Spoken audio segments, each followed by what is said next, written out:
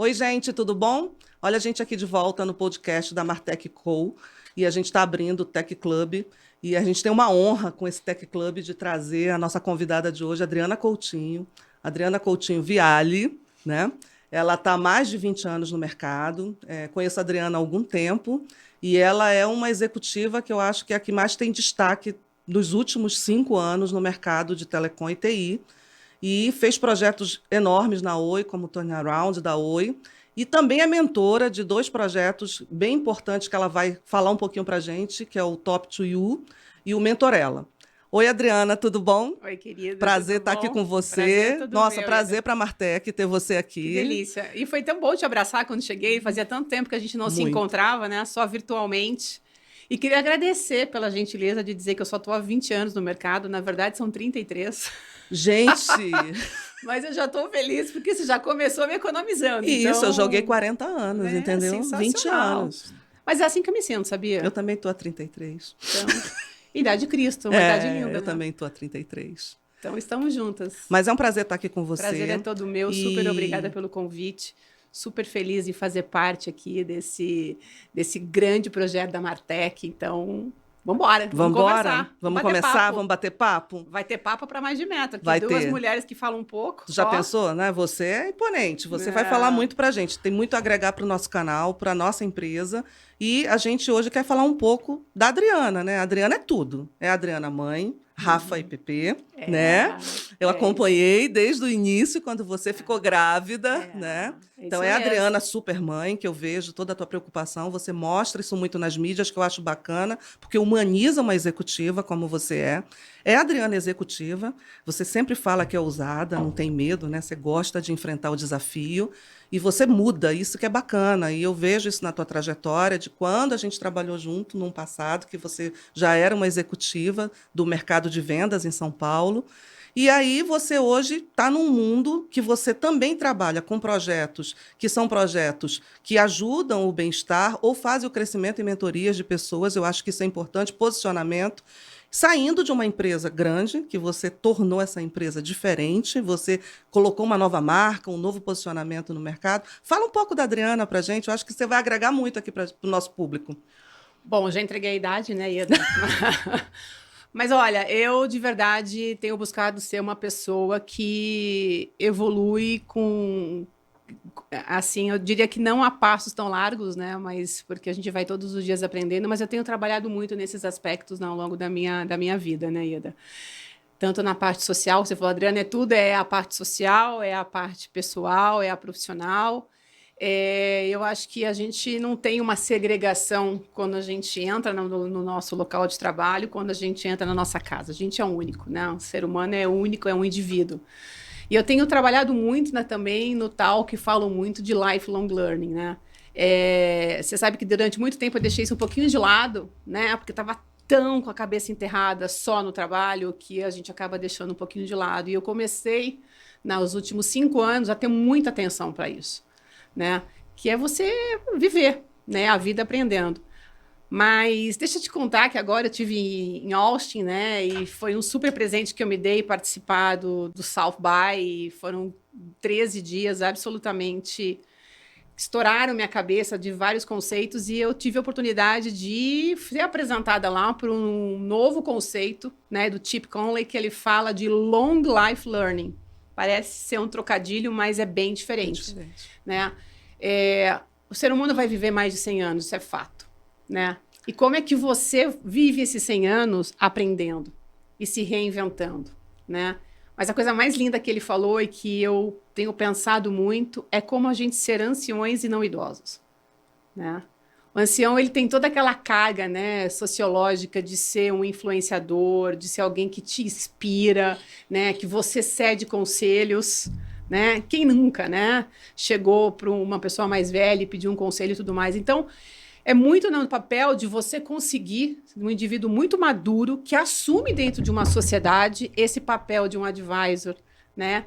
E eu acho que isso é muito importante dentro das nossas organizações hoje, né? Independente se é dentro de uma... na sua organização, da sua sociedade, dentro da sua família, você assumir esse papel, né? Sempre de alguém que possa ajudar a destravar qualquer que seja um problema ou ajudar numa solução. Né? A experiência conta muito, O Japão né? tem muito isso, né? Pois é o respeito, né, pela sabedoria. Eu acho que a cultura nossa aqui, ela tem muito que aprender com isso. Enfim, então essa é a Adriana hoje que tem trabalhado muito nessa questão de melhorar como pessoa, melhorar como executiva e melhorar como mãe. Isso eu diria para você que é uma das minhas tarefas mais importantes, porque o que eu aprendo com essas crianças é inacreditável, assim. Todos os dias eu falo Mas assim, agora caramba, você vai para show. agora Você eu vou está na pra... fase do show. Agora eu sou a mãe cool, né? Que chega de viagem, no mesmo dia bate no show do Coldplay. E pula durante 3 horas de show. E vambora, né? Porque a gente está no papel aí de mãe e de amiga. E é uma delícia, porque isso faz com que você se sinta cada dia mais viva, né? É o tal do propósito. A gente acha que pode falar um pouco mais sobre isso. Ultimamente, você tem feito alguns posts com os insights muito interessantes sobre o mundo digital, né? Mas principalmente para a gente pensar. Né? Você fala da IA generativa, você fala muito do comportamento, da experiência. Né? Eu leio muito teus posts e paro para pensar. Oba, porque esses você insights... é uma das que lê. São vários, né? Mas eu leio muito seus posts, eu acho que são interessantes porque você dá uma reflexão. Então, esse mundo digital, ele está causando muito calor hoje, né? Como é que é esse mundo digital? O que você enxerga? O que vem de bom? Né? Porque a gente tem que pensar no nosso bem-estar também com o digital. E o que a gente vai ter que pensar em mudar também, né? Porque as pessoas têm um certo medo do digital. Queria falar um pouquinho antes das conexões digitais aí, que eu acho que é o que move o nosso business, a nossa sociedade, o nosso dia a dia. Ninguém faz nada assim digital, né? Hoje eu gastei 1h40 para chegar aqui, trânsito, chuva. Que bom que a tecnologia estava do meu lado e eu pude falar com um monte de gente, resolver algumas questões, paguei até um boleto. O carro estava parado, obviamente. Mas, enfim, a gente tem a tecnologia muito, hoje, embarcada na nossa vida, né? A gente fala de embedded, que fala embarcar as coisas, a gente está embarcado em tecnologia. Então, eu sou uma entusiasta, não podia ser diferente. Né? Eu respiro tecnologia, eu vivo pela tecnologia e mudou tudo e não tem jeito, não temos como voltar atrás. Sabe que tem uma frase que você já deve ter ouvido algumas centenas de vezes do Peter Diamandis, que ele fala, né, que a gente está vivendo os 30 anos mais importantes da história da nossa humanidade. Né? E você já parou para pensar, Ieda, que sorte que a gente está vivo?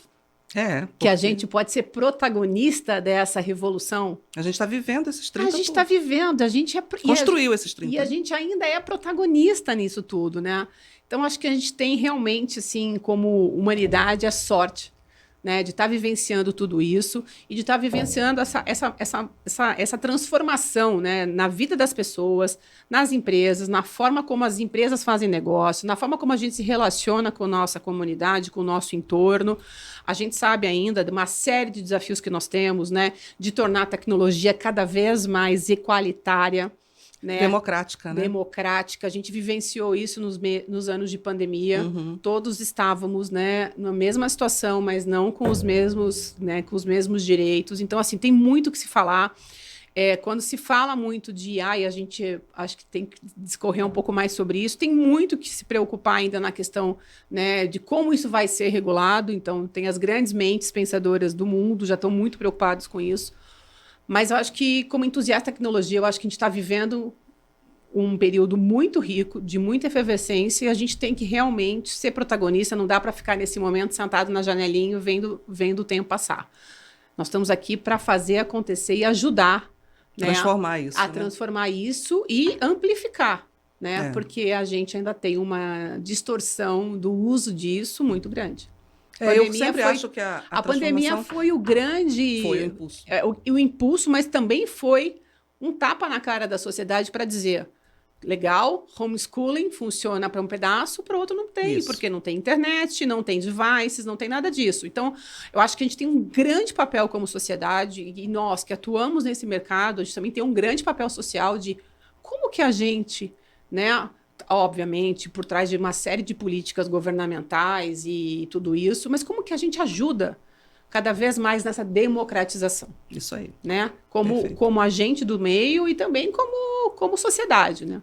A gente fala que a gente tem a última milha, que a gente está presente em tudo que é lugar, mas a gente não está, né? Não. A gente percebe isso muito no dia a dia. Eu sempre visito a região da Amazônia e você chega lá e percebe o quão ainda tem a pessoa ribeirinha que não tem acesso nenhum e não sabe onde vive. Enquanto ela não precisa, é uma situação, né? No ano passado, eu tive a felicidade de, junto com a minha família, fazer uma visita para a Amazônia, tanto na parte da Amazonas como na parte do Pará, né? Eu fui para Alter, fiquei embarcada no Alter do Chão, fiquei dentro de um navio durante, na verdade, 6 noites, 7 dias, 6 noites, dentro de 5 dias sem nenhum acesso à internet. É uma experiência impressionante. É uma experiência incrível, principalmente para quem tem filhos, desconectar essa molecada, né, de redes sociais, de games e tudo mais. Mas, por outro lado, você trabalha com uma ansiedade absurda porque você perde contato com o mundo. Enquanto você está lá como ribeirinho e não precisa de tudo isso, legal. Mas a partir do momento que você tem a sua liberdade cerceada de ir e vir por conta de como aconteceu, como uma questão de saúde pública, como é que faz? Então, a gente tem muito trabalho para fazer. Os 5 anos que a gente andou com a pandemia, mas a gente andou sofrendo muito, porque a gente não estava preparada para essa mudança, né? Isso. Então, foi um processo dolorido, mas que a gente tem que fazer. E qual é o nosso papel em tudo isso? É tentar ir tirando esses gaps e cada vez mais levando mais para a ponta. Isso é muito bacana na tua postura, porque em todas as entrevistas que você dá, eu te acompanho literalmente. Você tem essa preocupação com o humano, tanto que hoje a nossa conversa eu coloquei a executiva que tem essa preocupação com o humano. E legado, você sempre está falando, deixando um legado. Eu acho que isso é bem interessante para o mercado, a gente tem a nova geração. Você teve na Oi, você transformou a Oi em tudo, né? Quem olha a marca hoje da Oi, a gente vê como ela está, ela tem uma característica bem diferente. Eu conheci a Oi antes disso também, porque eu vim do mercado de telecom. Fala pra gente como foi essa revolução que você fez lá dentro, porque foi muito falado e eu estava em outra marca. Acho que quando eu recebi o convite de ir para a Oi, no primeiro segundo foi um susto, né? Uma empresa que tinha acabado, estava 2 anos em um processo de uma recuperação judicial. Mas eu realmente topei o desafio porque eu sabia que eu tinha condições de ajudar a fazer a diferença, né?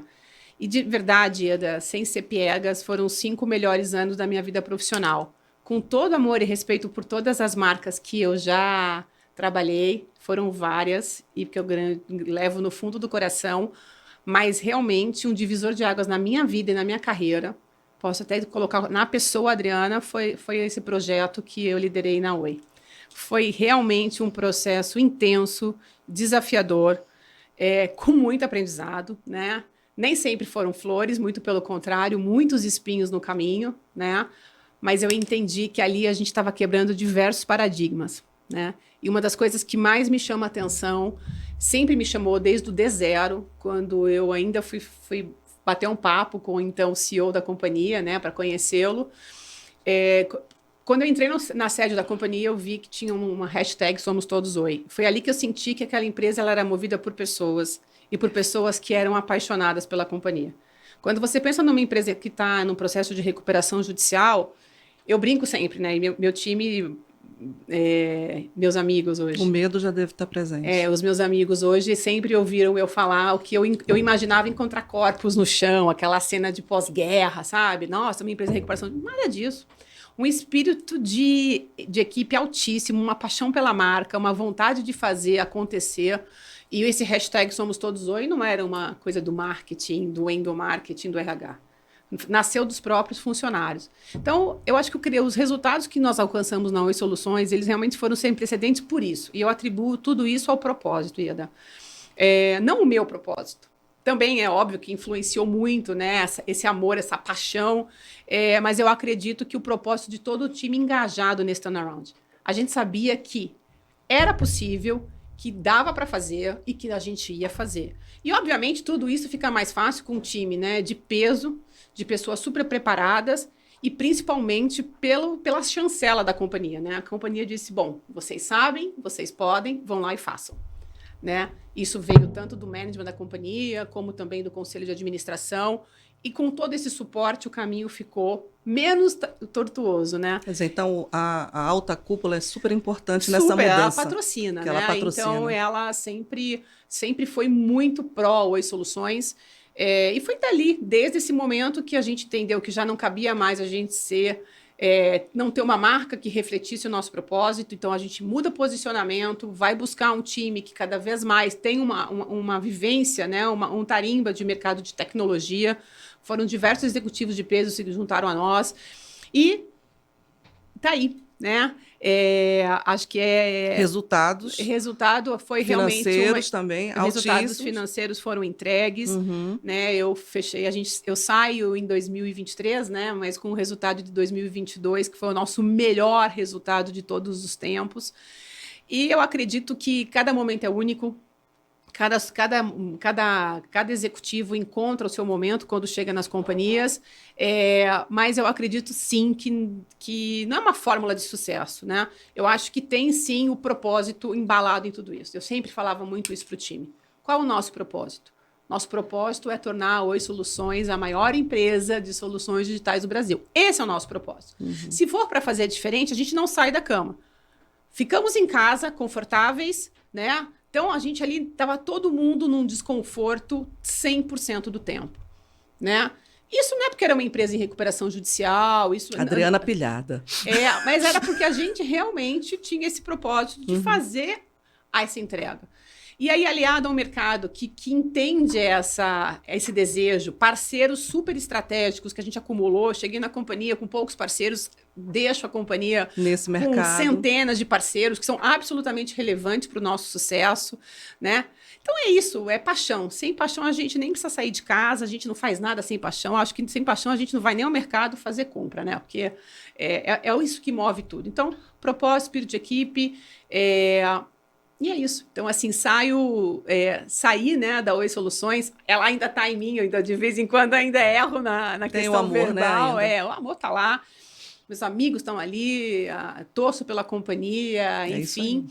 Mas o grande ponto é que isso também é importante, né? Consigo sair com a empresa num ótimo momento, com a melhor entrega. A entrega foi feita e, principal, formei meu sucessor, né? Então, não houve ruptura para o business. Então, o time continua... E o sucessor, né? E o sucessor, ele é o sucessor. Marcelo é um amigo querido de 22 anos de estrada profissional, que se tornou um grande amigo pessoal, mas que tinha todas as características de continuar esse trabalho, né? Porque também é um apaixonado pelo que faz, enfim. E gosta de música, que é bacana. E gosta de música. RPM. É jornalista, né? Também, já escreveu 2 livros. Eu acho que você vai bater um papo com ele, não vai? Vou. Então, ele vai ter bastante história para contar. Mas a grande verdade é que é um grande apaixonado, já tinha toda a estratégia da Oi Soluções na cabeça.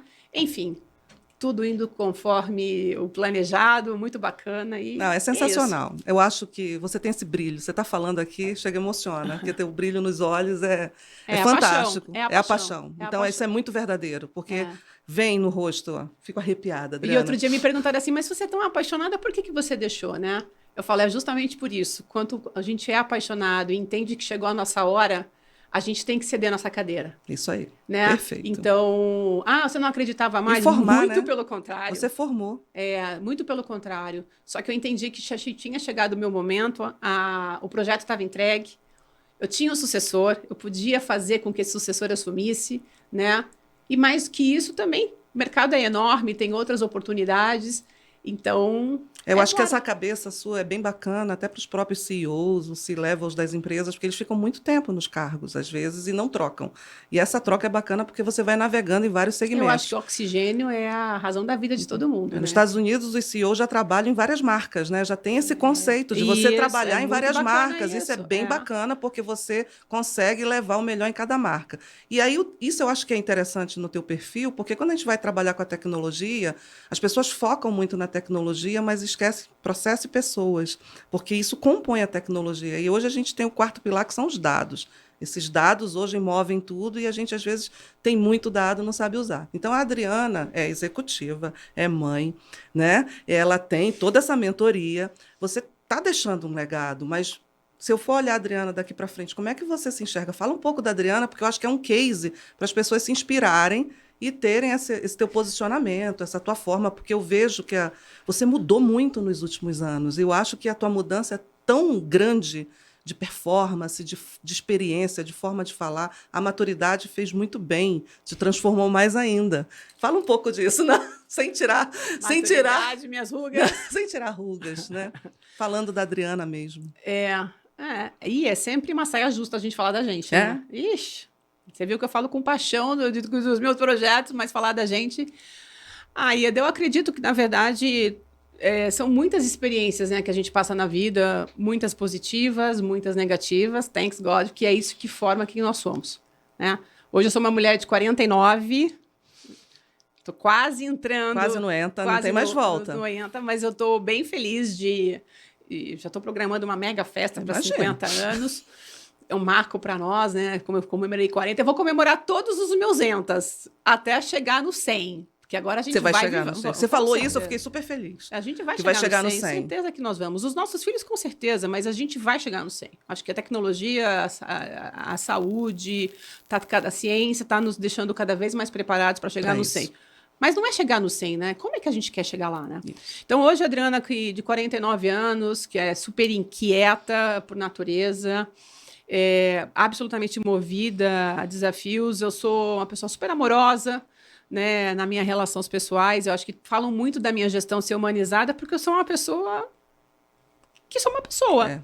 Você você. Eu sou eu, né? Então, acho que eu sou uma pessoa pisciana, né? Sou amorosa, tenho essa coisa obstinada da entrega, né? Não é uma entrega a qualquer custo, é sempre com muita verdade e propósito. E esses pilares que fazem com que a gente seja um ser humano, né? Então, um pilar social, um pilar familiar, um pilar profissional, tudo isso vai fazendo com que a gente se transforme num ser humano, né? Completo, né? E você sabe, Ieda, que ano passado a minha amiga Grazi Moreno, da HSM, me chamou. A Grazi me chamou para um bate-papo o ano passado na HSM, e ela me fez essa pergunta, né? E como é que é esse equilíbrio de executiva e mãe? Aí eu disse para ela assim, olha, eu sou executiva antes de ser mãe. Acho que chocou algumas pessoas, né? Mas a verdade é que você eu sou executiva antes muito antes de ser mãe. Exatamente. E eu acho que eu sempre lidei com uma verdade muito grande com os meus filhos, né? Eu sou uma mãe que não vai levar você na escola todos os dias, não vai pegar no balé, no inglês, mas estive em todas as festinhas, estive em todas as comemorações. Presente. Mas não sou aquela mãe de porta de escola, né? E o que também não tem nada demais em ser. Cada um sabe qual é o seu momento. E os meus filhos são tão bem resolvidos em relação a isso, Ieda, assim, de verdade, porque... Mas eles são filhos de pais executivos, né? E aí, às vezes, eles falam, mãe, o que você está fazendo em casa, hein? Agora, né, que eu tô nesse mini sabático, eles assim, mãe, quando é que você vai começar a trabalhar, hein? Tipo... Já deu, mãe, vambora, né? Mas é porque é justamente isso, eu sempre tive que buscar um equilíbrio. Então, quando eu falo, eu fui executiva muito antes de ser mãe, justamente quero dizer o seguinte, eu tive que encontrar o equilíbrio, né? Porque eu me conhecia uma mulher executiva, eu não conhecia uma mulher diferente disso. Então, eu não podia mudar a minha essência porque eu fui mãe. Muito pelo contrário, eles me mudaram por completo como ser humano e como executiva também. Porque muitas das coisas que eu faço hoje, eu faço pensando neles. Né? Eu faço para dar orgulho para eles, eu faço para que eles saibam que eu trabalho duro sim, mas que não é só para sustentá-los, uma coisa que eu sempre a vida inteira falei, e evitei falar, né? Na verdade, sempre falei de uma outra forma, assim, eu não trabalho para ganhar dinheiro para sustentar vocês, eu trabalho porque eu gosto, porque me dá prazer. Porque eu preciso que eles entendam que o trabalho é muito além de um sustento. Isso. O trabalho, ele é uma parte... Isso não é sofrimento. Não é sofrimento, é paixão. Não é sofrimento. Então, eu sempre tive um cuidado muito grande, né? De ter essas relações verdadeiras com eles. E acho que tem sido bem sucedido até agora, né? Com certeza. Eles têm orgulho da mãe que tem, eu tenho muito orgulho dos filhos que têm, e a gente vai vivenciando aí o dia a dia, enfim. A rotina deles está mais pesada que a minha, tá? Eles saem de casa às 7h15 e voltam 6 horas da tarde. Então, eles já são grandes executivos. Já estão preparados, né? Já trabalham com projetos. Não, é impressionante. Tudo deles, eles falam em projeto, empreendedorismo, enfim, e é muito legal. E sabe que eu tenho a Rafinha, que tem 13, e o Pedro Henrique, que tem 11, né? Vai fazer 12 agora.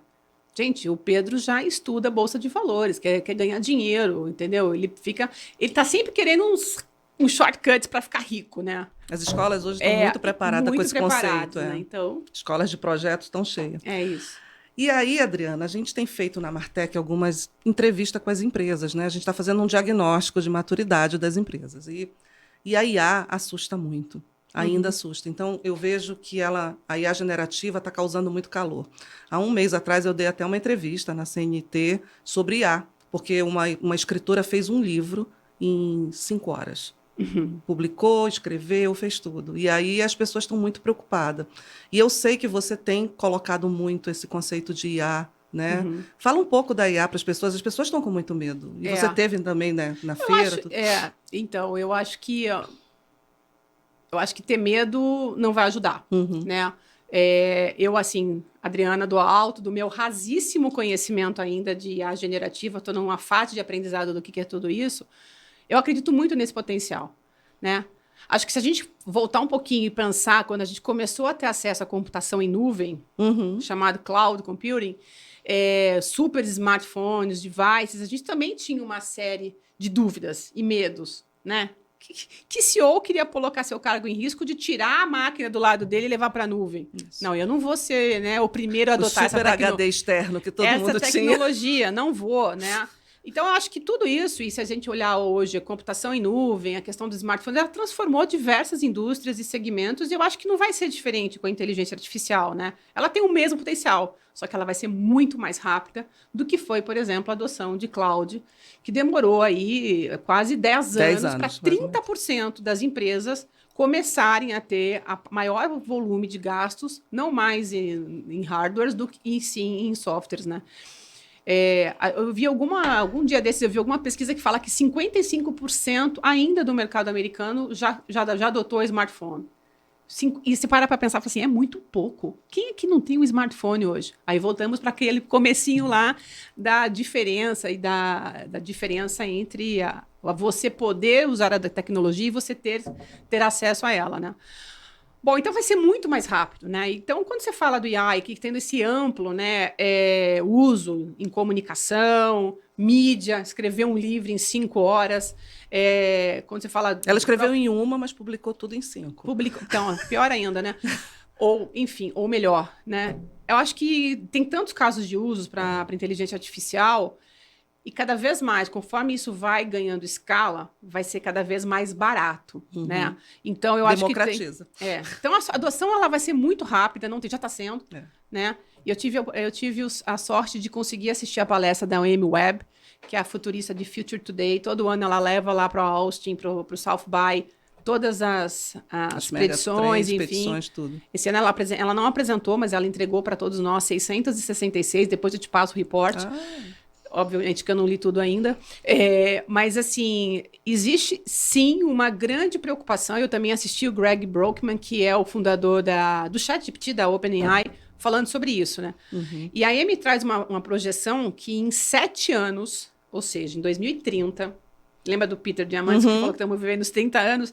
A Amy fala que em 7 anos a gente vai mudar completamente a nossa relação com a inteligência artificial, porque a gente vai estar 1000 vezes mais engajado e incluso nisso. Inclusive, ela cunhou um termo engraçado que ela juntou AI com osmose.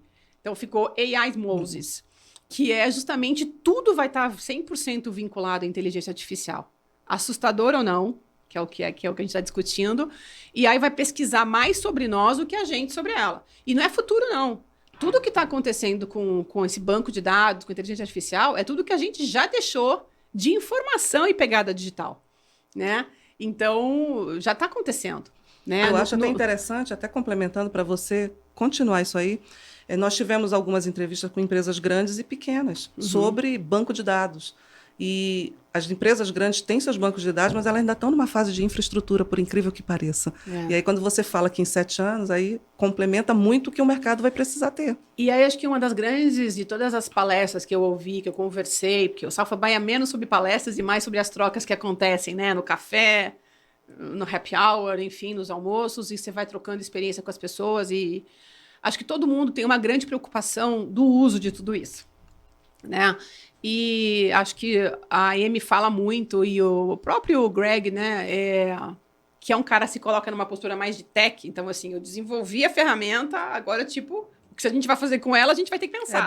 É o desenvolvedor, né, que eu falo. Então, falta colocar ele traz um ponto, assim, que o caminho que eles falam muito, né, de poupar a humanidade, de como que os problemas que podem ser derivados do uso da inteligência artificial, na avaliação de Amy... Aí eu subi com o microfone de novo. A gente vai ficar sem microfone até o final do podcast. Eu sou muito italiana, eu falo com as mãos, então vai, né? Na avaliação de diversos speakers durante todo o festival e tudo que eu tenho lido, disse, né? Meu conhecimento é muito raso ainda, estou formando muito a minha opinião, que eu não quero pensar pela cabeça de ninguém, né? Então eu estou consumindo muito conteúdo para poder formar a minha própria opinião. Que, na verdade, a grande diferencial é você saber dominar a ferramenta. É você saber fazer e tirar o melhor proveito dela. A Amy até brincou que ela fez uma brincadeira, óbvio, né, de forma divertida, jocosa, que você saber usar a inteligência artificial a teu favor é como se você nascesse rico. Você já tem léguas de distância do seu principal competidor, né?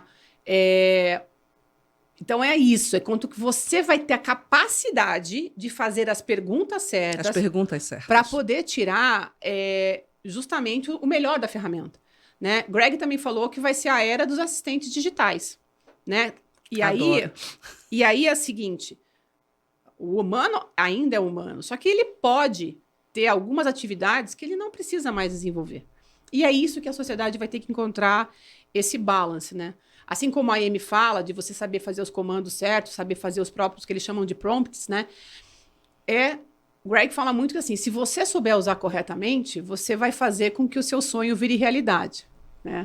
Tipo o castelo da Disney, né? Bem desenvolvedor mesmo. Agora, tem um vídeo que eu assisti recentemente, depois a gente pede para a produção colocar o caminho do vídeo, que foi agora, comecinho de março, foi logo depois, acho que uma semana depois que foi divulgada a carta do Bill Gates, em que vários grandes empresários assinaram, da preocupação de parar, desenvolver 6 meses. Isso e tal. Tem certas questões comerciais por trás de tudo isso, mas tem um vídeo que foi dos mesmos produtores do The Social Dilemma, lembra? O problema das redes? Eles divulgaram um vídeo onde eles começam, o primeiro 1 minuto é absolutamente assustador, que eles trazem um dado que os 50% dos cientistas e desenvolvedores e pesquisadores de AI acreditam que existe uma grande chance de mais de 10% da humanidade ser extinta pela falta de habilidade do uso da AI. Se a gente parar para pensar quando a gente era criança... pensa. Há pouco tempo atrás, né, minha amiga? A gente era criança, a gente assistia os Jetsons, a gente achava aquilo o máximo, né? Se a gente olhar aquele... acho que é Black Mirror, né? Que fala algum pouco, né? Já tem alguém que é cancelado no dia a dia porque não sabe usar. Porque não sabe usar. Então, acho que vale assistir isso e vale começar a ler e estudar muito para poder entender até que ponto... porque vamos pegar o que a Amy falou, vamos pegar o que a Greg falou, ver esse vídeo e formar a nossa própria opinião para dizer o seguinte, com a nossa consciência sobre tudo isso. É um caminho sem volta. Não adianta a gente ser contra. Se a gente ser contra, talvez a gente vire dinossauro e vai ser os 10% da humanidade que vai ser extinto. Mas como que a gente utiliza desse potencial para nos ajudar em coisas no dia a dia? Né? Óbvio, não fujo da questão de que a gente de verdade vai ter que ter uma grande regulamentação por trás de tudo isso, vai ter que ter ética, vai ter que ter uso de forma bastante correta.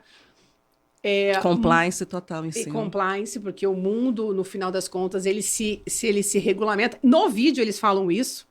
Né? A segurança própria IA na Dark Web é eles falam mesmo da ONU depois da Segunda Guerra Mundial, que se formou justamente para poder colocar o interesse das nações. Vai ter que ter um agente regulador em tudo isso. Vou deixar depois o link para o vídeo, porque eu acho que vale super a audiência assistir e cada um formar a sua própria opinião em pensar. Não dá para lutar contra isso, mas como eu uso isso a meu favor? Né? Como que a gente cria filhos e que cada vez mais sejam, né, saibam fazer as melhores perguntas? Isso já é importante. Você colocou o tema principal sobre a IA, que é saber fazer a pergunta. Eu acho que esse e tirar o proveito. É a melhor resposta que tem para a IA. Né? Porque aí você faz o proveito certo. E a gente fala muito, vamos perder emprego, vamos tirar isso aqui. Talvez. Os empregos mudam. Os empregos mudam, as oportunidades mudam. Eu tenho um sobrinho de 26 anos, 26, mentira, de 21 anos que está estudando nos Estados Unidos. Ele é um dos colaboradores do ChatGPT-4, né? De vez em quando a gente troca algumas coisas no grupo da família. Outro dia eu mandei lá alguma coisa dizendo, para poder rodar toda essa capacidade computacional para o ChatGPT, já consumiu meia Amazônia. Ele, tia, menos, né? Menos. Olha aqui, ó, não está gastando mais do que 2 carros que colocam de gás carbônico na natureza, não sei o que, tal. É isso, é sobre isso, é sobre a gente troca, sobre falar e tudo mais. E tem a primeira frase também da palestra da Amy, que também está disponível lá na internet, que fala justamente isso. A gente não pode estar só de telespectador nessa. Só estou vendo passar. Não estou vendo passar. Eu estou junto e ajudando em qualquer seja a sua função. Você não precisa trabalhar em tecnologia para isso, né?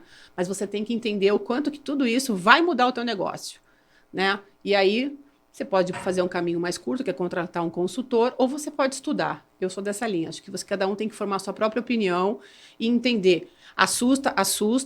Temos uma questão de ética por trás de tudo isso, de confidencialidade de dados, e enfim. Mas o quanto que isso também pode gerar valor para a nossa sociedade, o quanto isso pode... avanços, né? E na saúde não se discute. Isso é verdade. Então, assim, tem campos. Se a gente quer viver 100 anos, a IA na saúde... Tem campos e campos. Então, como é que a gente usa a IA, por exemplo, para os negócios?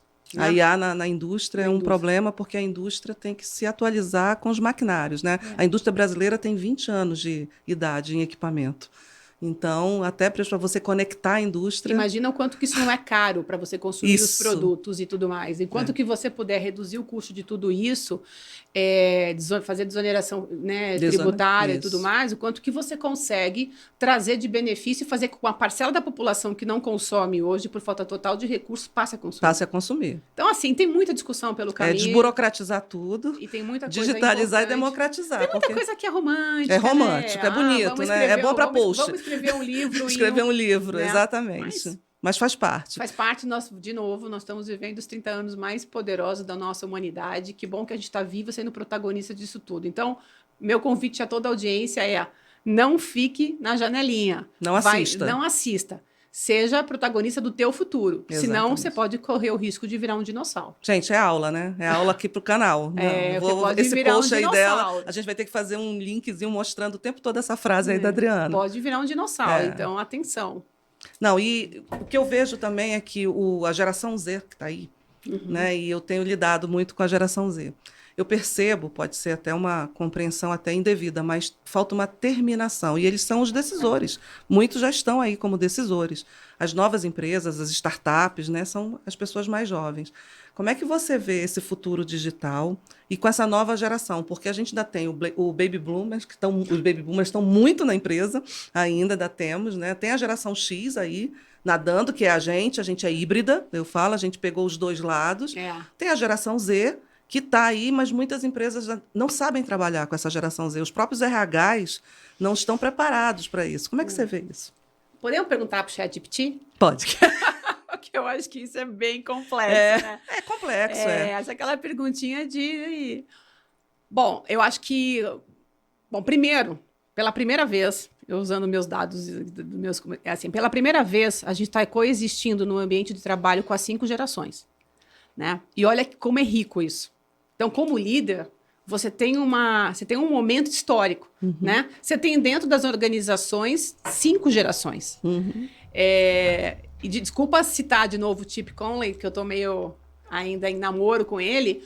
Ele fala muito sobre isso, né? Como que as gerações que estão dentro das empresas hoje, elas... É como se fosse um grande buffet, né, Ieda? Cada um traz o seu prato predileto e você vai saborear e você vai compartilhar com o colega tudo aquilo que você gosta e que você pode contribuir. Então, acho que é muito rico para uma organização ter todas as gerações. Agora, fato é que a pergunta é sobre o Gen Z, né? É que é uma geração que está chegando cada vez mais. Então, assim, ela está vindo com muito mais força, óbvio, uma questão de idade, uma questão de década mesmo. Mas é uma geração que foi acostumada a não ter muitos vínculos duradouros, uma geração que cresceu, né, aprendendo a se relacionar online, uma geração que está muito acostumada com rede social. E que eu olhar para a geração dos meus filhos hoje é a mesma coisa, né? Acho que é até um pouco piorado, né? Estão muito acostumados com a sua individualidade e muito nativos digital, né? E as empresas, nem todas elas ainda estão nesse momento tão preparadas. A gente falou que 30% dos custos das empresas estão em cloud, o restante ainda está numa tecnologia quase em extinção, né? Bom, eu acho que como lidar com essas... Eu tenho vários exemplos, né, assim, de Gen Z que é muito engraçado, né? Teve uma vez que eu contratei uma pessoa super profissional, hoje um amigo, e depois de 15 dias ele chegou e falou assim, então, você pode me dar um feedback? Eu olhei para trás, assim, é comigo? Tipo, cara, você chegou tem 15 dias, não sei nem seu sobrenome ainda. E aí ele falou, não, porque eu tô achando que eu não sei se eu fiz uma boa escolha, porque eu tava achando... 15 dias. 15 dias. Falei, olha, cara, com 15 dias, se você não sabe se você fez uma boa escolha, eu começo a achar que quem não fez uma boa escolha fui eu, né? Porque 15 dias, você ainda tá...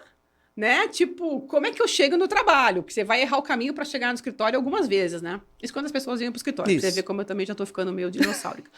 Mas o ponto todo que eu acho que o grande papel do líder com o Gen Z é saber comunicar as coisas de uma forma muito clara e objetiva, né? Não é aquele profissional que você, antigamente no passado, você fala assim, sua função é essa, bate. O cara tem que estar muito bem, né, brifado de qual é, o que você espera dele. E parece uma dicotomia quando a gente fala que uma geração Z, eles têm uma individualidade, mas eu vejo que eles são uma geração que consomem, né, que lidam muito bem com feedback.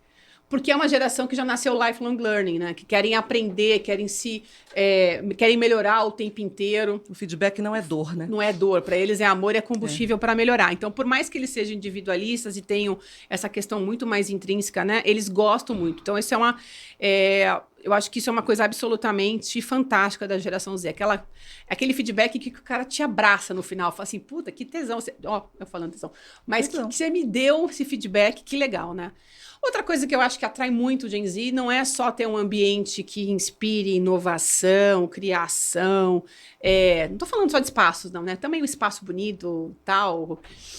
Tudo isso é muito legal. É o visual.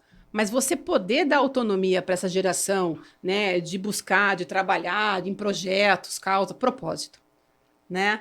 É o que alimenta essa geração. E, por fim, eu acho que é uma geração que já nasceu com o que a gente vem, né, a minha geração mais antiga, buscando muito, eles estão absolutamente inseridos num ambiente muito inclusivo e diverso. Eles militam muito por isso e eles são um grande mola que vai fazer com que as organizações, cada vez mais, olhem para a questão de equidade. Social é muito pesado, muito forte muito neles. Forte.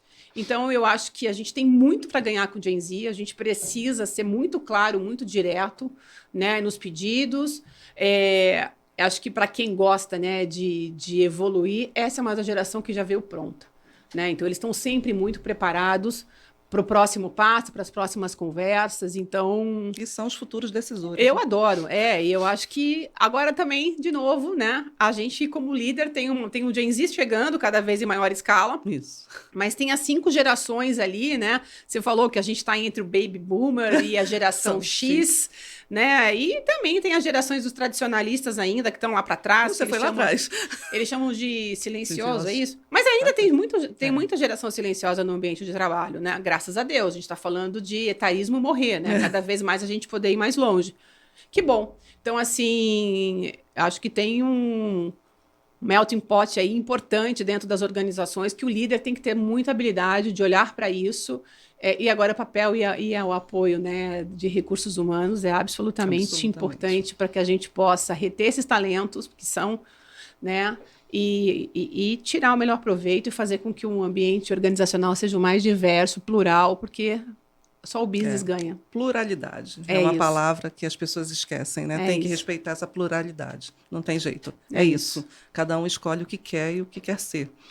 Bem, existe um mercado que é um mercado que há muitos anos eu venho trabalhando nele, que é o mercado PME, que é um mercado que quando a gente trabalha com grandes empresas juntos e empresas tops, que você tem um PME, As pessoas sempre têm uma visão um pouco assim, mercado PME, você deixa ali, né, deixa ele ali no canto, mas ele é uma base muito importante pela quantidade de CNPJs que tem no PME, Brasil. acho que ele assusta todas as empresas, Eles assustam, né? Porque tem tanta escala, é tão diverso.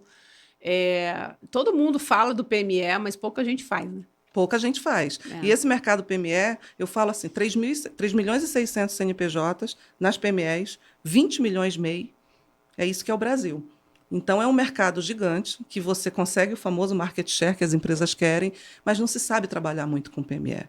É muita tentativa e erro, né, no mercado PME. Na minha história aqui de empresa também, muita tentativa e erro. Você fez um trabalho grande do PME alguns anos atrás, você mudou um conceito de PME, já no modelo de um canal mais ousado, e você já usou um modelo também de usar o SFA para o vendedor ser ágil, junto com o CRM, e a gente saber onde estava localizado os vendedores. Eu lembro muito desse projeto. E hoje a gente tem os canais digitais, que assustam o vendedor, e eu acho que ele complementa o vendedor. Né? Em projetos autorais, a gente trabalhou com robôs, sim, porque o cognitivo do humano é que faz o robô funcionar, que é a pergunta que você colocou, o que, que eu quero, como é que eu vou usar aquele dado, como é que você vê os canais digitais nesse híbrido com vendas, a venda consultiva tendo um pouco da venda digital junto, e como isso se complementa, né? Porque com a cultura de dados não tem muito como fugir. Não tem como fugir, eu acho que de novo, mais um caminho sem volta, que bom. Né? Que bom, porque o humano ele vai sempre ser importante nas interações com os clientes, você falou na venda consultiva, independente do porte de empresa. Né? É relação de humano para humano. Né? Venda é uma relação humana. Né? Então, eu acho que a grande ajuda da tecnologia é que os vendedores não têm que ter medo, muito pelo contrário. Né? Eu não tenho medo disso, eu tenho certeza que toda a tecnologia, a inteligência artificial vai me ajudar a saber exatamente por um algoritmo, como que eu consigo ser muito mais eficiente e tenho mais chances de fechar negócios. Né? Então, eu acho que é absolutamente importante que os executivos de negócio, independente do segmento que ele atua, que mercado que ele atue, de tirar valor. Né? A gente acabou de falar que o Greg lá do ChatGPT disse que é a era dos assistentes digitais. Então, eu, como bicho de vendas, eu vou ser sempre grata por ter um algoritmo me ajudando a dizer, olha, Adriana, não vai por esse caminho, vai por aqui, porque aqui os dados e o algoritmo indicam que a sua chance de sucesso é muito ruim. Assertividade. Ou qualifique melhor, saiba melhor o segmento que você está, estude melhor o seu mercado, estude o seu concorrente, que hoje em dia eu nem acho que a gente tem concorrente, a gente tem competidor, cada vez mais a gente tem parceiros de negócio. Estude melhor o ecossistema, entenda o que o seu cliente precisa, porque aí o algoritmo nem sempre vai trazer para você. Ele te direciona, mas eu acho que o humano sempre vai ter um papel absolutamente fundamental. Então, de novo, hello, time de vendas, né? Vamos abrir a mente para entender que todo um trabalho que um algoritmo traz, os robôs, né, trazem para a gente, é um auxílio na nossa atividade, É plus. Né? Que é um shortcut. É um shortcut. Você tinha que antigamente ficar fazendo várias predições e fazia seu forecast, seu funil, errava 90% das vezes. Cara, você agora começa, né, a ter uma assertividade maior, porque tem alguém te ajudando a ler esses algoritmos, né? A dizer, olha, pelo teu perfil de vendedor, pela tua carteira, pelo teu segmento, pelo teu mercado, se você for por o caminho A, você tem mais chance de sucesso, pelo B você tem metade, pelo C você vai fracassar. Escolha.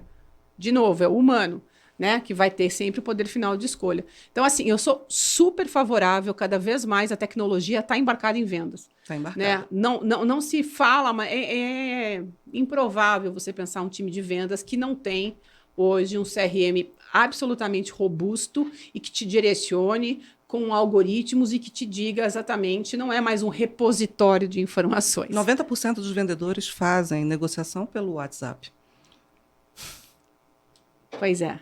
E a empresa nem sempre sabe disso, né? 90%. Né? Pesquisa recente saiu da Fundação Dom Cabral, só feito com vendas e vendas de grande porte, que foi justamente olhado isso, e o uso do canal. Né, como é que seria? Então, o próprio WhatsApp já é uma ferramenta, tem que ser usado, não tem nada errado. Poderosíssima. E é uma ferramenta hoje pessoa para pessoa. Pessoa para pessoa. Por mais que até a linha corporativa seja das organizações, nem sempre é um WhatsApp Business, né? Aí também está a dificuldade de você conseguir, né, como companhia, ter acesso a essas informações e não ter um corte quando você perde um executivo, que é super normal, né? Enfim, acho que tudo isso tem que ser muito bem estudado e daí eu não vejo mais venda sem tecnologia. Tecnologia... Aliás, eu não vejo nada sem tecnologia. Sem tecnologia. Não vejo nada. Eu não chegaria aqui hoje sem tecnologia. Tá ali embaixo, né? Eu não chegaria aqui hoje sem tecnologia, sem o Waze me direcionando, muda a rota e põe 2 minutos, tira 4, vai por esse caminho e tal. Mas tem a questão humana, porque tem rotas que eu prefiro não pegar. Porque eu sei que elas podem ser 1 minuto mais curta, mas elas me colocam numa situação de risco. Sua experiência? Isso é experiência, isso é vivência, isso é ser humano. Então, a gente já convive com a inteligência artificial, a gente já convive com a tecnologia no nosso dia a dia, de coisas que a gente acha absolutamente simples. Né? Só que olha o que a gente está deixando de pegada digital em tudo isso. Então, vendas não funciona mais sem uma visão muito estruturada de tecnologia. Não funciona. As empresas que não acordarem para isso vão ter que começar a sofrer baixa de negócios. Não tem que ter aquele preconceito, né? De jeito algum. E quando você fala da experiência, a gente está no auge do Customer Experience. Hoje, a experiência do cliente é um fator tão preponderante, porque eu digo que você ter aquele uau da venda, você não consegue ter porque a empresa inteira fala com o cliente, as grandes empresas, as pequenas empresas. E se você não tem um CRM, se você não tem um ERP, se você não tem um SFA, não tem jeito, você vai falando de forma desordenada, né? E as empresas hoje, elas estão digitalmente divididas, separadas ainda, né? Muitas são nascentes, outras ainda são emergentes, outras estão conectadas, e as multimomentos, a gente tem 2% de empresas que estão multimomento, sendo o mercado financeiro o maior mercado hoje que está mais tech, e a Petrobras, a gente sabe que tem um investimento ali.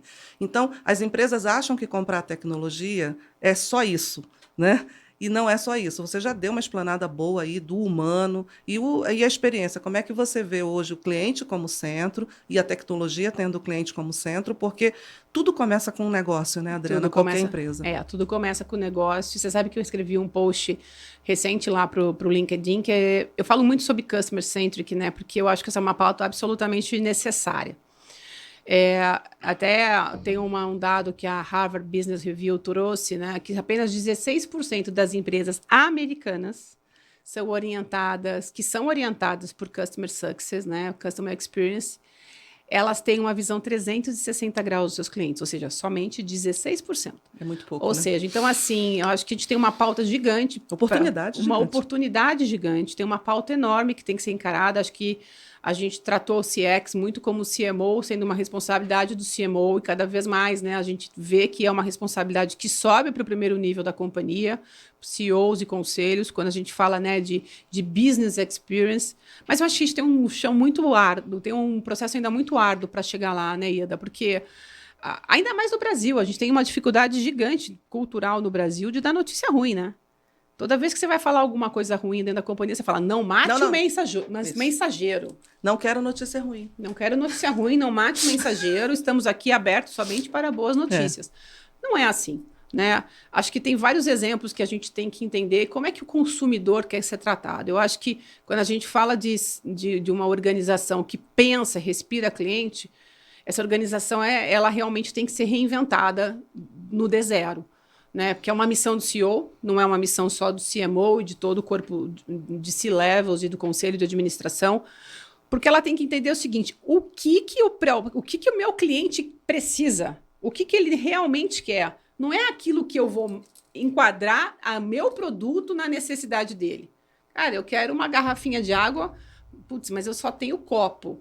Então, eu vou dar um jeito, botar uma tampa nesse copo e entregar para o meu cliente. E você falou um ponto super importante, né? Porque por mais que a empresa tenha esse drive, né, de ser uma empresa que se preocupa com o cliente, você tem diversos pontos de interlocução, né, na relação com o seu cliente no dia a dia. Às vezes, a cliente tem um super propósito, mas não consegue entregar, porque em algum momento o elo da cadeia falha. Outro dia, eu vivi uma situação, não vou comentar o nome das empresas, mas assim, o que é pior do ponto de vista de customer, né, experience? Você está dentro de um voo, esse voo atrasar, você sai do voo já com o voucher na mão, que tá obviamente isso é lei, está te dando lá, te reembolsando tantos reais pelo atraso. O que é pior? É você receber aquilo na hora que você está muito incomodado, que você perdeu seus compromissos. O que é pior? Você receber aquilo na hora ou aquela companhia aérea que simplesmente não faz nada, atrasou, so sorry, desculpa, o tempo... É melhor você e você que ser corra atrás surpreendido. dos seus direitos. É. Então, a gente fica com essa dicotomia assim, putz, ao mesmo tempo o cara tá me dando o meu direito no mesmo momento, só que naquela hora eu tô bem incomodado e eu não vejo isso como um diferencial. Ou é aquela companhia que se finge de morta e não te entrega o que é seu por direito. Enfim, é uma questão tão complexa essa de você saber lidar com atender as expectativas do seu consumidor. E não é só o NPS, né, Adriana? Porque não as é, pessoas ficam presas no NPS. O NPS é um indicador. É só um indicador. É só um indicador. E o NPS hoje ele pode estar outstanding, o ano que vem ele está horroroso. Horroroso. Assim, eu tive vários embates dentro da minha antiga casa, do tipo assim, cara, mas como é que pode? O NPS estava tão ruim e melhorou tanto. Erramos uma pesquisa. Ou estava tão bom e piorou tanto nesse indicador, melhoramos. Eu digo que o NPS é a defesa da área de Customer Experience. Não. O que a gente precisa de verdade é saber assim. E aí que talvez a inteligência artificial vai nos ajudar muito de fazer com que o Customer Experience de verdade seja Customer Experience, né? Porque você vai precisar de muita inteligência para poder o tempo inteiro entender qual é a demanda do seu consumidor. Porque o consumidor muda. O que você queria como uma garrafa de água há 5 anos atrás era que ela fosse translúcida, que você conseguisse ver por dentro do conteúdo dela e tudo mais. Hoje em dia, o que um consumidor quer quando ele bebe água? Tem água na caixa hoje, um projeto lindíssimo, uma startup. Tinha tudo para dar errado, né? Exatamente. E deu super certo. Por quê? Porque é uma pegada muito mais assim, essa mesma garrafa de água, você escreve o seu nome e você consome ela por meses. Você só vai fazendo refil. E tem a sustentabilidade. Tem a sustentabilidade. A pegada. E você sabe que conversando com um dos idealizadores desse projeto, o negócio começou a decolar quando eles pararam meio um pouco de falar de sustentabilidade e começaram a falar de ser cool, né? Porque o consumidor vai mudando. Então, eu acho que o grande papel da inteligência artificial, junto com o Customer Experience, é justamente isso. Você o tempo inteiro tem que estar lendo o teu público, tem que estar lendo o seu segmento e dizendo o seguinte, o que era legal você entregar 1 ano atrás, hoje em dia já não tem mais valor. Porque as coisas mudaram. O mundo mudou, as pessoas mudaram. Exatamente. Então, assim, você tem que estar o tempo inteiro utilizando da tecnologia para poder entregar uma experiência. Eu sempre faço uma analogia com a comida. A gente adolescente... Que você, aliás, é cozinheira de mão cheia, Eu gosto de cozinhar. Cadê o blog? Você tá com o blog ainda? O Cozinha da Mata. Cozinha da Mata, tá? Ainda tem. Eu nunca provei, tá, pessoal? Eu só vejo foto. Então, fica aqui a dúvida. E da cozinha bem? É um hobby que eu tenho que... Quando eu estou estressada, não tem coisa melhor do que eu botar uma música e fazer uma comida. O meu é trabalhar com papel, sabia? Eu faço scrapbooking. Olha, eu adoro. Eu gosto da cozinha. É a minha terapia. Tanto que eu digo da minha casa, a parte melhor da minha casa é a minha cozinha. Delícia. Mas tirando a Cozinha da Marta, né? Que não tem nada a ver. Quando você colocou isso e como gestora que você tem de várias áreas, vários grupos, a nossa percepção fazendo o diagnóstico de maturidade digital nas empresas, a gente fez bastante pela Martech, é que os grupos internos não tinham líderes digitais. E aí o líder digital não é que a pessoa seja especializada em tecnologia, que ela tenha que ser um desenvolvedor, que ela tenha que ser um especialista. Ela tem que ter uma mente. Ela tem que ter uma mente digital, né? Como é que você vê essa preparação de líderes? A gente até fez uma preparação de líderes no varejo, porque o varejo é um mercado que tem muita tecnologia, principalmente na parte de logística, que é necessária, mas ele tinha essa dificuldade de ter esses líderes digitais, porque você tem pessoas com formações muito diferentes dentro do varejo. Essa transformação e ter esses líderes digitais, você acha que é importante dentro de uma organização? Fundamental, né? A gente está aqui quase 1 hora falando sobre tecnologia. Então, é mindset. É mindset, não é... Eu sou zero técnica, minha profundidade técnica é rasíssima, né? Não passo vergonha em frente de cliente, defendendo projeto e tudo mais, mas eu não sou técnica. Mas meu mindset é 100% digital. É isso aí. O tempo inteiro a gente precisa pensar, né, como que a gente utiliza da tecnologia a nosso favor.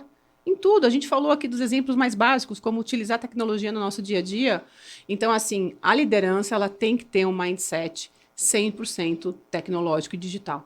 Se a gente não tiver um conselho de administração que pensa digital, se a gente não tiver um C-level, né, um management que pensa digital, se a gente não tiver uma liderança de segundo nível que pensa digital, a gente não vai ter um time engajado em fazer acontecer as mudanças, né? E aí, que me desculpem meus colegas do Agile, mas assim, não é um time de Agile trancado numa sala que vai entregar todo o projeto. Eles são absolutamente fundamentais, né, e importantes, inclusive na aceleração dessa mudança digital, mas é toda a organização. Porque a tecnologia não é moda, né? Não. A tecnologia, ela é meio, né? Ela é meio. Ela não é fim, né? Ela é meio. Eu sempre digo isso. Então, para mim, é assim, a gente precisa, sim, ter um mindset digital. E as companhias têm um grande papel nisso, que é formar essas pessoas, que é formar esse mindset digital, que é que todo mundo tem que ter uma visão do que é um projeto, né, Lean, que a gente consiga fazer com grupos multidisciplinares e que a gente consiga ter começo, meio e fim, né? Isso é obrigação do management da companhia, de fazer com que Eu li uma pesquisa recente, Fundação Dom Cabral e FGV, sobre treinamento em si, né? 20% das empresas ainda colocam orçamento para capacitar. Isso é um absurdo, né, Ida? Eu acredito assim, essa é aquela máxima que a gente ouve já desde que a gente começou a trabalhar, que é melhor que é muito mais caro você não treinar e deixar a pessoa ruim representando tua marca e teu negócio do que você ter. Eu acho que essa curva é totalmente errada. Esse é o mindset custo, não né? digital, é um mindset entra no DRE como custo. É um mindset analógico, né? As pessoas falam assim, mas e se eu vou treinar toda essa força de vendas e se eu perder? Não, e se ela ficar, né? Você não treinou e ela ficou. Cara, você tem um problema. Vou treinar para o mercado, essa preocupação. Você tem um problema sério. Se você não treinar e ela ficar. Porque quem vai ao mercado é quem está preparado. Quem isso fica, é que não tá para trás. A gente sempre fala isso, né? Você está ficando, quem está ficando, olha aí, a gente tem que observar. Então, assim, eu acho isso um absurdo, né? Acho que a gente tem que, sim, uma cultura de... Sabe que lá na Oi Soluções, a gente, várias vezes, né? A gente sempre teve muita essa preocupação de treinamento, de capacitação. E a gente, às vezes, fazia até campanhas de incentivo em que as pessoas foram para o Vale do Silício. A gente mandou mais de 30 executivos de campanha de venda, que ao invés de ganhar uma televisão, um REC qualquer, ele teve a oportunidade de vivenciar o Vale do Silício durante uma semana. E quem vai no Vale do Silício? Então, assim, o que a gente deu para essas pessoas? A gente deu a oportunidade, eles eram merecedores de estar ali, mas a gente deu a oportunidade de eles beberem da fonte. Essa é a maior premiação que um executivo pode ter, né? De formar esse mindset digital. Ninguém foi lá para pegar tecnologia, estudar tecnologia. Foi formar esse mindset digital, foi lá entender como que as empresas chegaram naquele estágio. Então, assim, acho que investir hoje em treinamento, em capacitação, é uma missão absurda de todas as companhias, porque senão você vai ficar com um time que gerencia de forma analógica, que vende de forma analógica e lembra dos 10% da população que pode ser extinto? Vai ser extinto. Dinossauro. Né? Função dinossauro. Função dinossauro. Bem, isso é bem interessante e esse mundo digital, as pessoas sempre se preocupam com esses dados, a LGPD está aí, todo mundo quer ter dado, o CRM começou, eu comecei minha vida no CRM, né? Comecei com Siebel, me especializei lá atrás com Siebel, fui na SAS, ainda não era Vale do Silício, mas fui conhecer como é que funcionava e lá me apaixonei por esse mundo de dados, porque o dados é o orientador, mas a cultura de dados que vem dos gestores, que vem do C-level da empresa, que vem dos presidentes, é uma cultura complexa, porque você ser orientado a dados, você tem que passar por várias etapas da empresa. Como é que você vê hoje o data-driven, que também é um ponto que está na moda, misturado com cultura, misturado com pessoas, misturado com tecnologia, como é que funciona isso? Não é simples. Não, é um caldeirão, né? De coisas que... Mas é o que movimenta uma organização. A gente não consegue mais pensar numa organização que não tem uma vivência clara, né, o awareness de qual é o ecossistema que você está inserido, o que você quer levar para o teu cliente, como que você gerencia esses dados de forma ética, óbvio, compliance acima de tudo, né? Eu sou uma grande defensora de compliance, sempre, mas a gente realmente precisa usar isso a nosso favor. Né? As empresas elas têm que olhar para isso de uma forma bastante sistêmica. Não tem um pedacinho separado, né? Dados aqui, percepção de consumidor ali, CX aqui, inteligência artificial, é tudo junto, né? Então, acho que o grande... Sinceramente, assim, o líder que não tiver perdido nos dias de hoje está mais perdido Porque se ele não. Porque é super normal. E eu acho que uma coisa que a gente tem como líder pensar todos os dias é o seguinte: eu não sei tudo, e eu preciso buscar saber, e eu tenho um time que pode me suportar nessa jornada. Né? Outro dia eu ouvi de um mentor meu que assim, escolha pessoas melhores que você. Eu vi isso no início da minha carreira. Escolha sempre pessoas melhores. Esse mentor disse para mim há umas 15 dias atrás, ele disse assim, escolha pessoas melhores que você, escolha pessoas diferentes de você. Isso aí. Né? E eu acho que o mundo que a gente está vivendo hoje, a gente precisa de pluralidade. Então, quando a gente fala muito dessa questão, né, de para ter sucesso dentro das organizações, como a gente junta tudo nesse caldeirão, é você ter essa pluralidade. Então, o líder hoje, ele está perdido, porque tem muitas agendas abertas, tem muita coisa conflitante, mas ele vai precisar ter um time multidisciplinar que ajude a direcionar tudo isso. Né? E começa pelo propósito de você saber qual é a missão da minha empresa, qual é o ecossistema que eu estou inserido. Acho que a primeira coisa é assim, qual é o mercado que eu estou disputando, né? E como é que eu faço para ter um pedaço desse mercado? As perguntas básicas e necessárias para te orientar.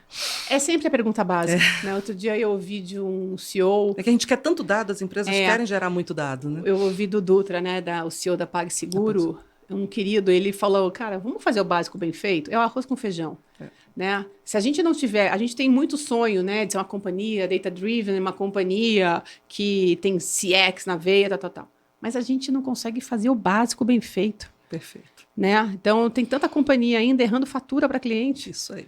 Em todos os segmentos, em todos os mercados. A semana passada mesmo passei por um constrangimento horrível. Fui cobrada por uma fatura de um negócio de 2019. Eu recebo uma ligação de um escritório de cobrança me cobrando de julho de 19. Eu falei assim, onde vocês estavam hibernando todo esse tempo que ninguém me ligou para me cobrar uma fatura de julho de 2019? Entrei em contato com a ouvidoria dessa empresa e ontem tive uma resposta da ouvidoria dizendo assim, olha, só me desculpe, é totalmente errada essa cobrança, ela é indevida. Eu falei, olha o que vocês fizeram. Vocês jogaram o meu CPF, né, como um apontamento de dívida, não estava negativada no Serasa. Com o risco de negativar. Com o risco de negativar. Vocês contrataram o escritório de cobrança que devem estar pagando para administrar essa minha suposta inadimplência. Que ganha por essa ligação que você fez, que recebeu. O valor é absolutamente irrisório perto de todos os produtos que eu tenho com vocês, né?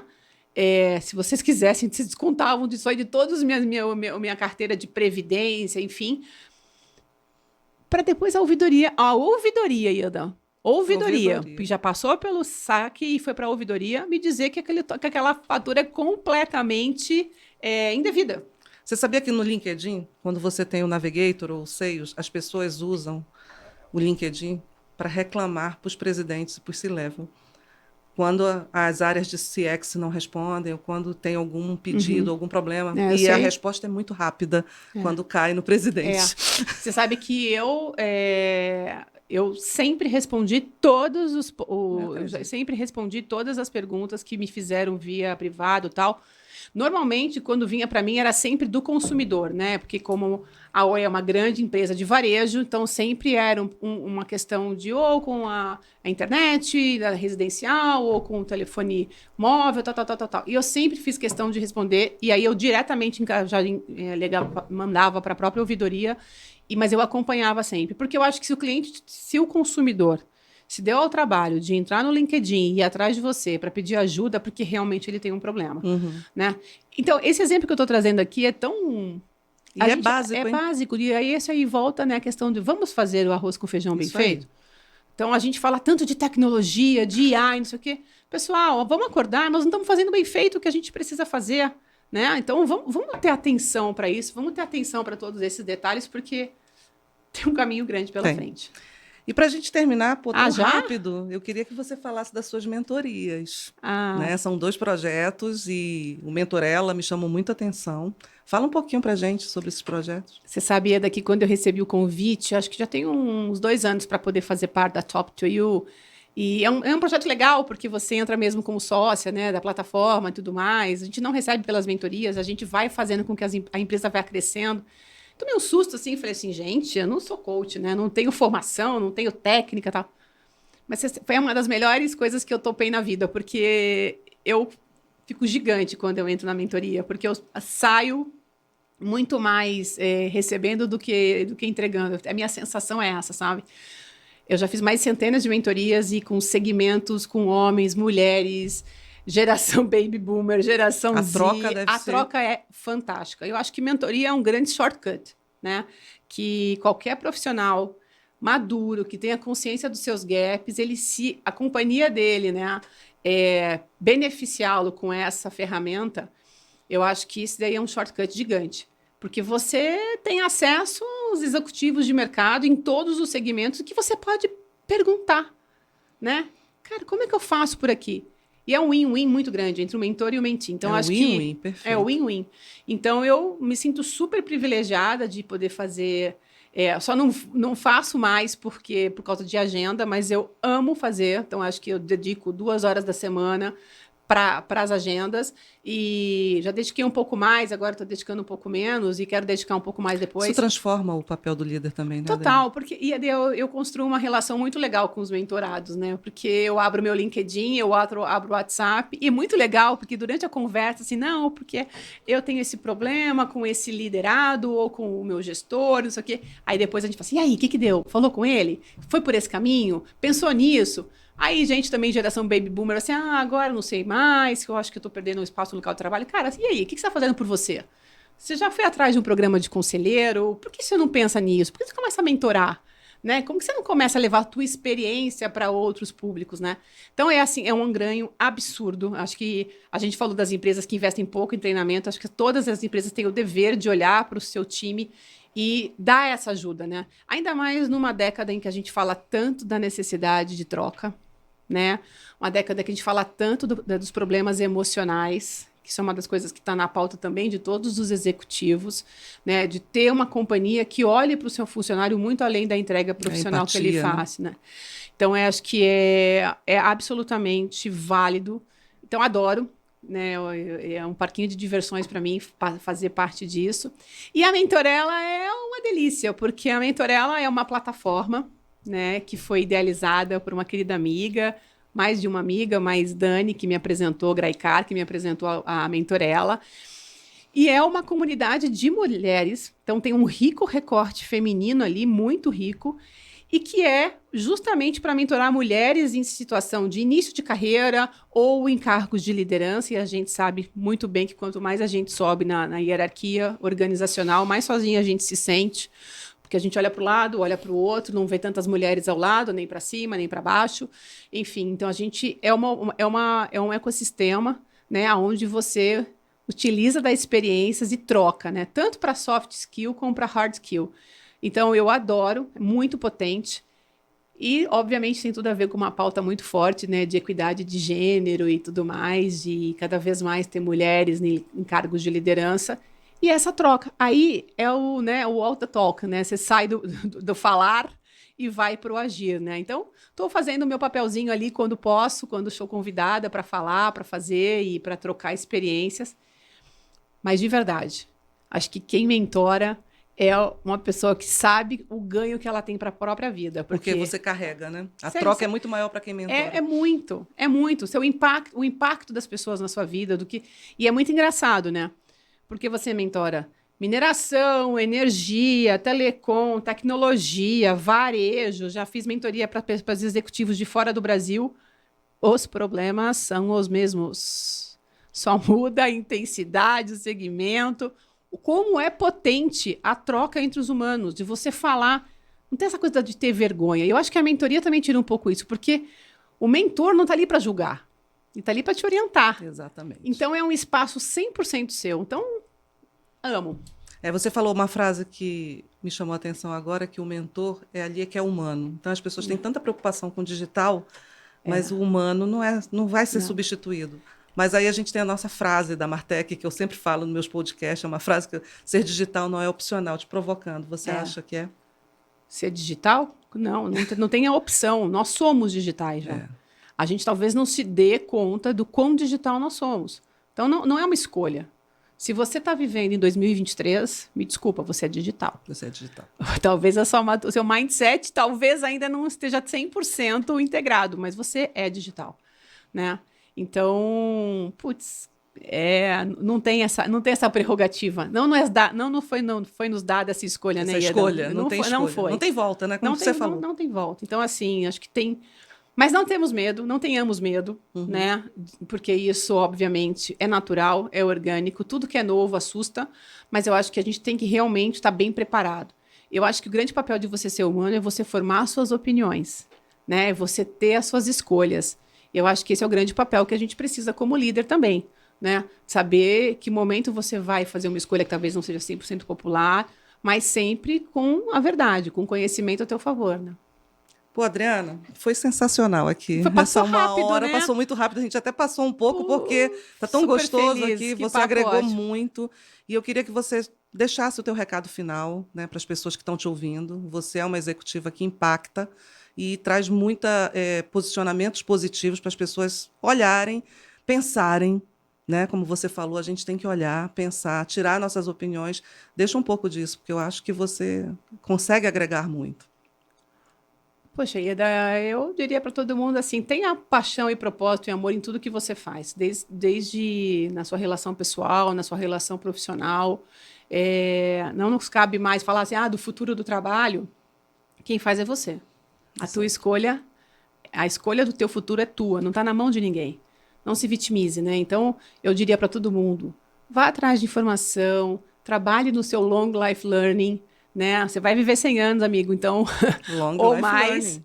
Então, se você quiser viver com sobriedade, com contribuição, ser um ancião que lidera, vá atrás de conhecimento, vá atrás de se integrar, né? Seja uma pessoa propositiva, pense sempre na questão de tudo aquilo que você pode fazer, qual é o impacto que vai ter no teu entorno, na tua sociedade, né? Se engaje em algumas causas sociais, porque eu acho que isso move muito, isso faz com que a gente também, como líder, aprenda e veja o copo de um, né, Humaniza, né? humaniza, e seja verdadeiro com você, antes de mais nada. Eu acho que a gente, para poder ser verdadeiro com as pessoas, a gente tem que ser verdadeiro com a gente. A gente não pode, né, se molestar fazendo coisas que a gente não gosta ou fazendo coisas que a gente acha que já não faz mais sentido para a gente. Tenha coragem, né? E faça teu caminho, faça diferente. Não deixe ninguém fazer por você. Uma das coisas que eu sempre escutei na vida profissional, assim, mas a empresa não pensa no meu plano de carreira. Mas não é a empresa que tem que pensar. Sorry. É você que constrói. Você já é um dinossauro, nem sabe, porque é você que tem que construir teu futuro, tua carreira, para onde você quer chegar. Isso está na tua mão. E está passando rápido, meu amigo. Corra, porque tem muita informação aí para você absorver. Quem espera não alcança, eu falo. É verdade. É o contrário. É boa, né? essa. Quem Então, espera não alcança. do mais, seja verdadeiro, seja feliz. Muito bom, Adriana. E quem quiser falar com a Adriana, eu sei que você é uma pessoa que fala com as pessoas. LinkedIn. LinkedIn. Me localiza no LinkedIn, que eu vou ter o maior prazer em conversar com todo mundo. Adoro, gosto de papear. Dá para perceber, né? Dá. Falo pouco. Mas LinkedIn. Me aciona, a gente vai conversar e seja feliz. Super obrigado, Adriana. Obrigada, querida. E, gente, hoje o papo foi longo, mas foi muito bom. A Adriana é uma pessoa que a gente poderia ficar horas falando aqui, porque ela tem muito conteúdo, muito insight, e a gente tem que parar, pensar e refletir sobre tudo que a gente ouviu. Até porque ser digital não é opcional.